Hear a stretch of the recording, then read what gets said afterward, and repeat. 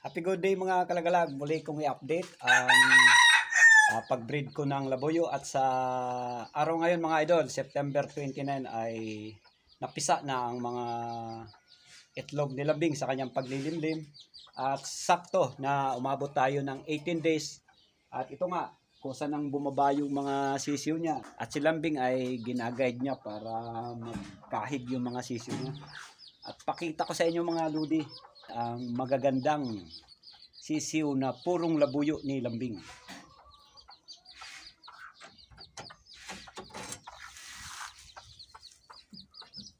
So, yan mga idol. Yan mga idol. Bali 5 lang ang napisa. Mapansin natin mga kalagalag na ang mga kulay nila ay isa lang. Na ibig sabihin ay pure labuyo breeding ay pula. Kung may lalaki dyan talagang pula at yung mga babae pula rin yung kulay. Kaya walang halong lahing mistiso yung palahi natin sa ngayon mga kalagalag. At yung natirang itlog mga idol ay papasilip ko din sa inyo yung natirang 2. Yan mga kalagalag, medyo masaya tayo ngayon. Yung excitement ko nawala na, ay nakita ko na yung mga sisiw nating labuyo at silipin natin yung natirang 2 itlog.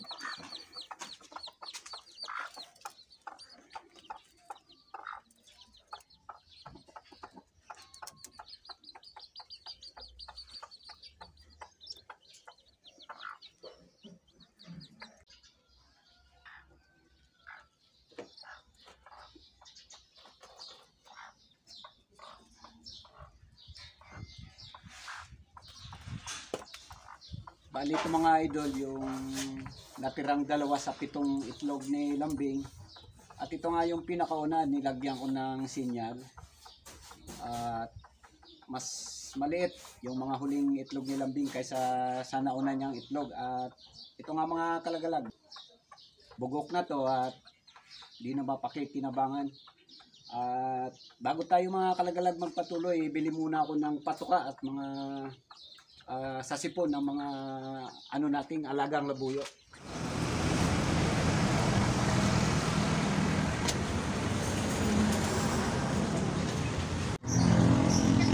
Kaya yung 45 yung maliit lang. Tapos yung Betracin yung panghalo sa tubig. Yan. Tsaka yung din yung tawag doon, yung pangsisiw baga. 1 kilo lang. Yung maliit lang yung yan. Yun.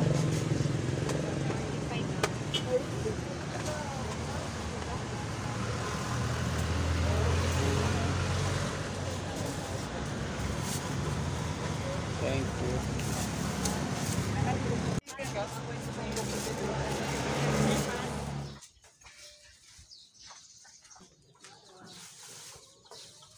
Ito mga kalagalag yung nabili natin para sa mga sisiw nating labuyo. Ito yung tubigan. At yung patukaan natin. Siyempre meron tayong pampatuka rin para sa mga sisiw.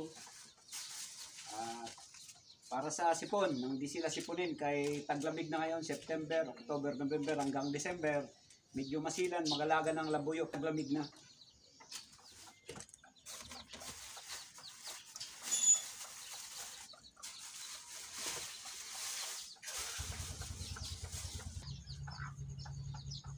Ito mga idol, ang unang patuka natin sa mga sisiw nating magaganda. Yan.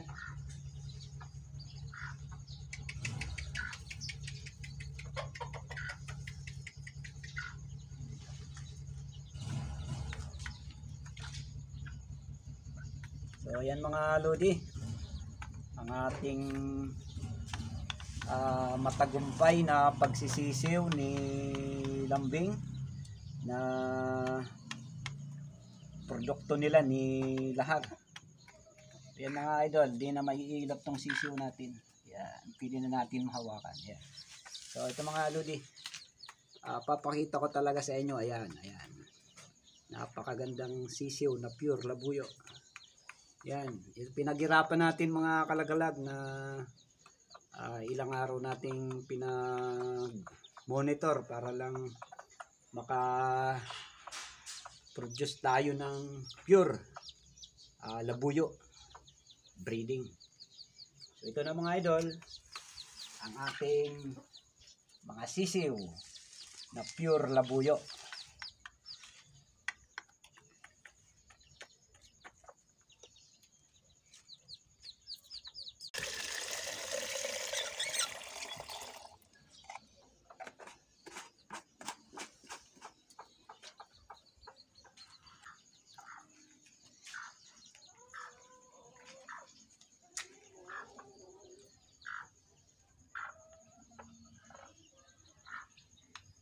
Yan mga idol, may pangontra na sila sa sipon nang hindi sila magkasakit.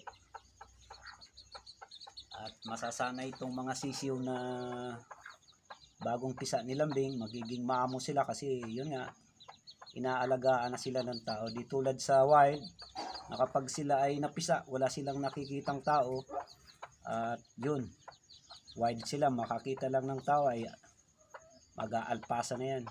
At yan nga mga idol, kahit lapit ko yung kamay ko sa mga sisiw ay sa isang araw pa lang ay maamo na sila, di sila talaga maiilap.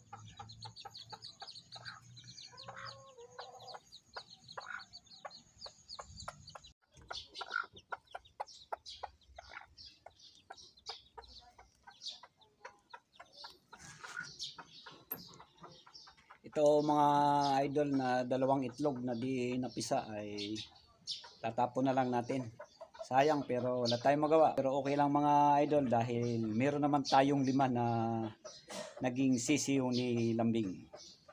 Yan mga kalagalag, natapos na magpatuka ng mga sisiw si lambing. At magpapahinga sila. Yun. Yan mga kalagalag ang matagumpay natin na pagpapasisiw ng pure labuyo sa pamamagitan nila Lahar at Lambing. At sa mga nagpapa-shoutout mga kalagalag, shoutout natin yung mga idol natin dyan.